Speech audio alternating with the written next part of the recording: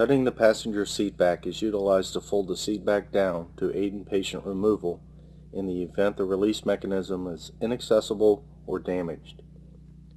In this video, we'll expose the release mechanism and review cutting options. You normally will be able to make your cuts without the removal of the outer cover of the seat. However, we have removed it here for instructional purposes.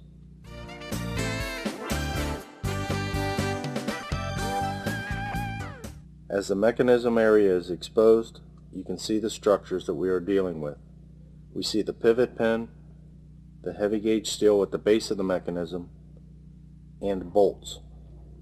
You should try to avoid the reinforced areas and cut the support that comes up into the seat back. This is the weakest point, and cutting it will allow the seat back to fold down. We must maintain control of the patient during this tactic.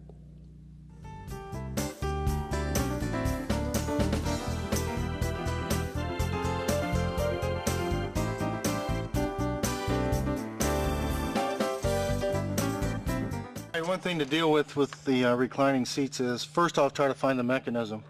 Find the mechanism side, release it. If it releases and the seat back goes back, great.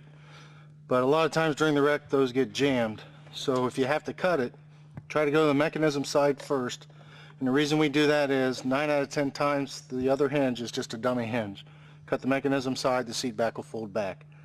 But a couple things you gotta look for on the seat mechanism.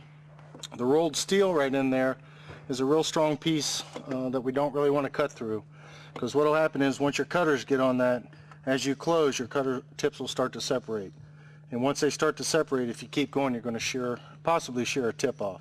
So instead of cutting through that, all we need to do is expose it or know where it is, go above it to where the hinge is and cut through that area right there. That's the least amount of metal. We cut that, the mechanism doesn't matter anymore because we're cutting the seat away from the mechanism. Cut that side, the seat back should recline. If it doesn't recline, then that's telling us that the other hinge is a actual hinge that holds the seat up as well, and we have to cut it.